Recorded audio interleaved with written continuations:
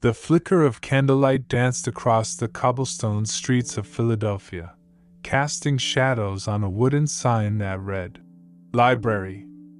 Inside, a hush fell over a room filled with the scent of old parchment and polished oak, as a young seamstress, her hands calloused from work, opened a book for the first time in her life.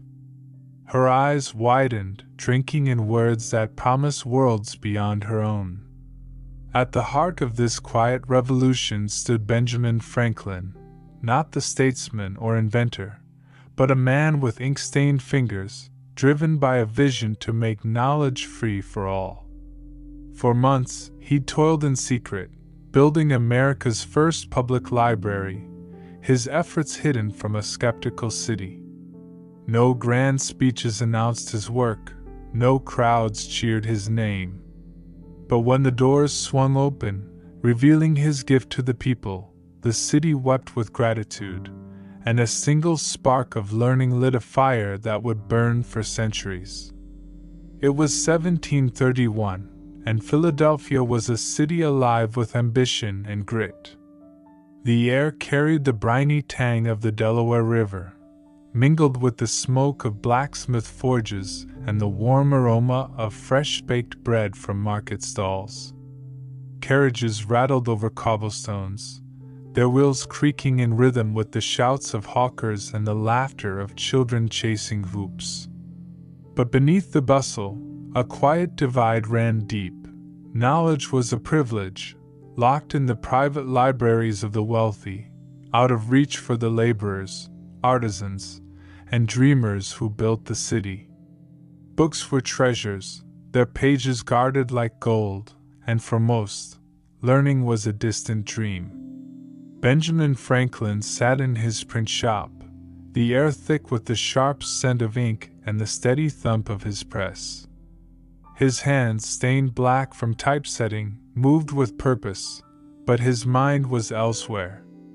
He'd always been a reader, devouring books by candlelight as a boy, stealing moments between chores to lose himself in philosophy, science, and stories.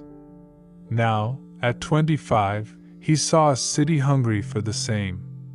The spark came from a conversation overheard at the market. A young seamstress named Eliza, her voice trembling with frustration. "I want to learn," she'd said to a friend, her hands clutching a worn apron. "But books aren't for people like me." The words lodged in Franklin's chest, a challenge he couldn't ignore. He could have donated a few volumes to a church or lent his own books to friends. Instead, he dreamed bigger. He envisioned a library open to all, not just the elite, but the cobblers, the bakers, the seamstresses like Eliza. He called it the Library Company, a public haven funded by subscriptions, where anyone could borrow a book and drink from the well of knowledge. He worked in secret, meeting with a small group of like-minded tradesmen in a tavern that smelled of ale and cedar. By lamplight they'd plan, pooling resources, scouring bookshops, and drafting rules. Franklin's eyes gleamed as he spoke, his voice low but electric. "Knowledge shouldn't be a luxury," he told them. "It's a right." The conflict came swiftly, as bold ideas often do. Philadelphia's elite scoffed at the notion. In a grand drawing room, its air heavy with the scent of wax and rosewater, a merchant named Thomas Crane confronted Franklin. "A library for the masses?" he sneered, his voice dripping with disdain as he swirled a glass of claret. "You'll fill their heads with ideas they can't handle. It's chaos waiting to happen."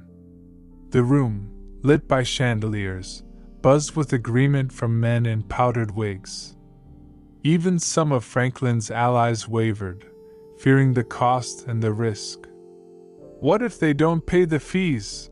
a printer named Samuel asked, his brow furrowed in the dim light of the tavern. Franklin leaned forward, his hands steady on the table.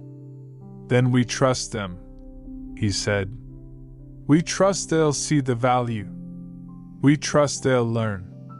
The development was a labor of sweat and faith. Franklin threw himself into the work, his days a blur of printing pamphlets to raise funds, negotiating with booksellers in London, and hauling crates of books through muddy streets.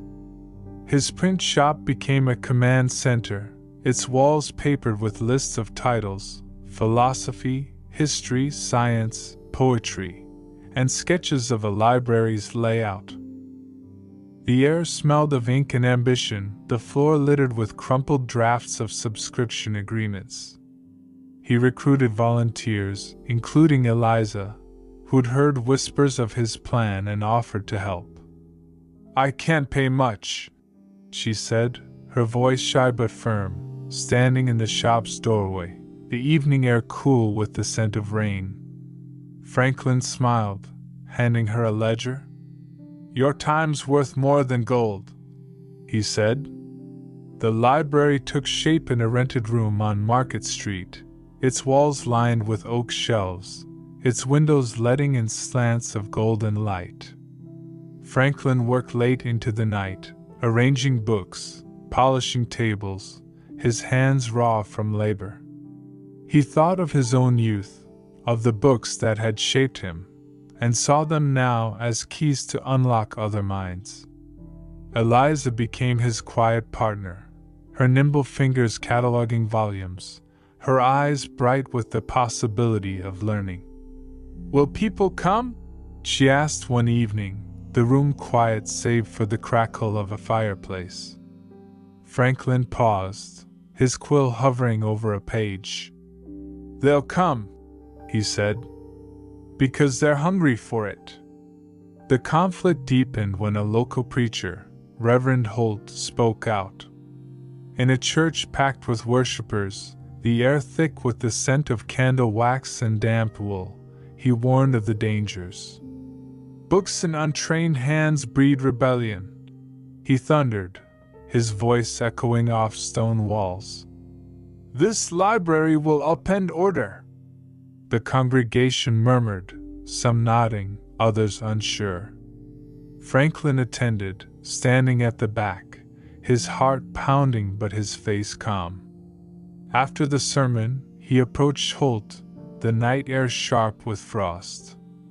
Reverend, knowledge doesn't destroy order, he said. It builds it.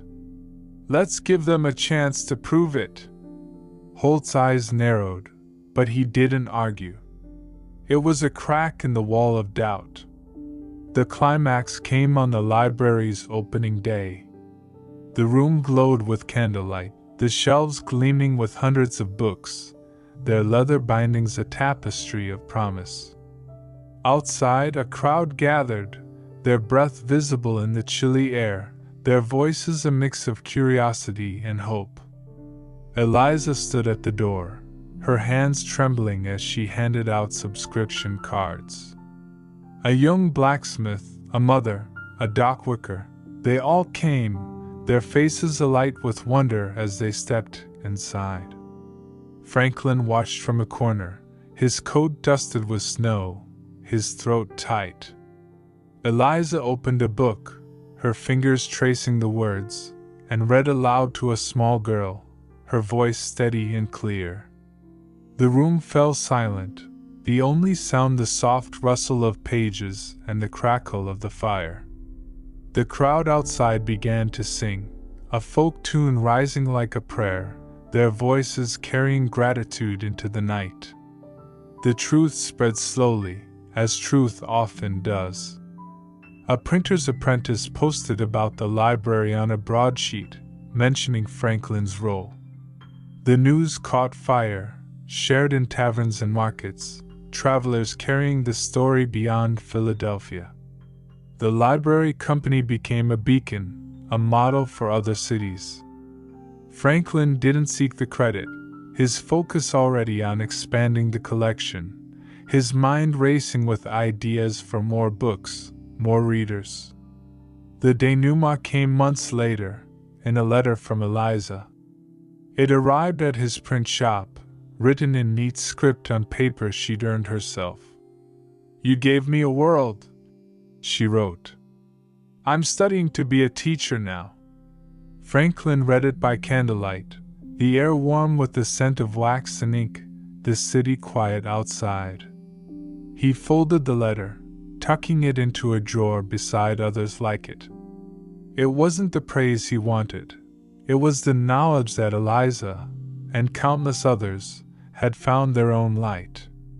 As the library company grew, its shelves filled with stories and its rooms with dreamers, it became a testament to one man's vision. Benjamin Franklin, a printer with a restless mind, built not just a library but a legacy of opportunity. His true leadership wasn't in power or wealth, but in opening doors to knowledge for those who'd been denied. Sometimes, the greatest act of leadership is creating a space where every person, seamstress, blacksmith, child, can learn, grow, and dream. In the quiet of that library, Franklin's spark lit a fire that would illuminate generations.